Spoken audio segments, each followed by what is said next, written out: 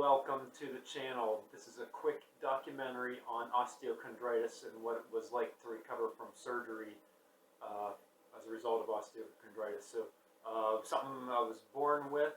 For me, osteochondritis was a excessive bone growth where a bone, probably an inch and a half long, grew out the side of my knee. I first discovered it whenever I was in grade school, then it was officially diagnosed during 7th grade football physical. It wasn't painful at the time. It's never been painful throughout my life until last January. I was running on this treadmill right here and felt a pop. What happened was the bone kept on growing and growing, and it got so large that my ligaments and muscles could no longer flex over top of that bone. So I had no choice but to have surgery and have that bone removed. So the next couple slides, I went back and documented what the recovery process was coming out of surgery. And then after those slides, I'm going to show you what the mobility that I lost in my knee as a result of having the surgery, and give you a final recommendation on whether you should have the surgery or not.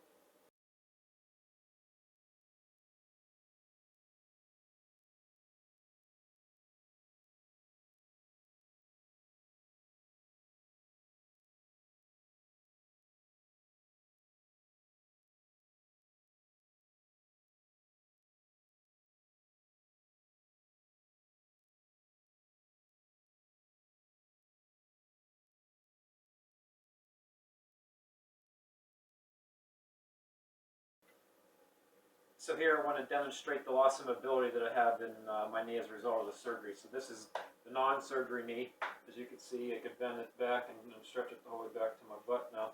This is the knee where I had the surgery, and I still have a pretty good scar on it 1 year afterwards. But this right about there is all the further I could bend my knee right now. So I'll go ahead and give you my recommendation. Should you have this surgery?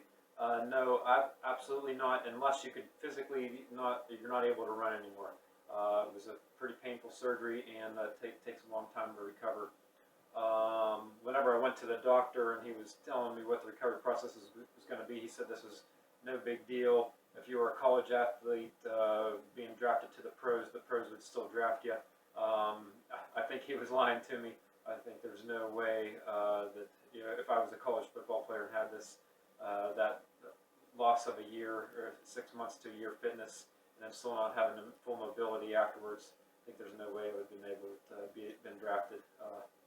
So again, final recommendation: don't have the surgery unless you absolutely have to.